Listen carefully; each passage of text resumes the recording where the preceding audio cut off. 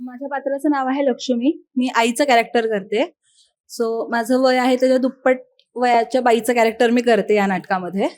त्या कॅरेक्टरायझेशनसाठी किंवा त्या कॅरेक्टरसाठी तुम्ही असं वेगळं काही काम केलं का? ते प्रयोग करता करता खरं तर कळत गेल्या काही काही गोष्टी, तर मग त्याच्या तशा ऍड करत गेले. पण बेसिक गोष्टी तर सरांनी सांगितल्याच होत्या.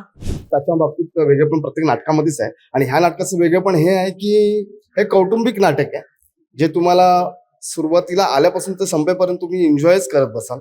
हे वेगळेपण मी सांगू शकतो या नाटकाबद्दल. त्याचं तर खरंच एक ग्रेट ब्रिलियंट लेखक आणि ब्रिलियंट डिरेक्टर आहे. त्याच्यासोबत काम करणं म्हणजे खूप एक्सपेरिमेंट असतं. प्रत्येक गोष्ट तुम्हाला ती एक्सपेरिमेंट मधून जावं लागतं आणि त्याच्यातून तुम्हाला मग तो रिझल्ट मिळतो. ते संतोष पवारकडून खूप छान शिकायला मिळतं. म्हणजे मला तसं वाटतं इथे आज जितके काही कलाकार जे आता इंडस्ट्रीमध्ये काम करतायत म्हणजे ते नक्कीच संतोष पवार यांच्या हाताखालून गेलेले आहेत.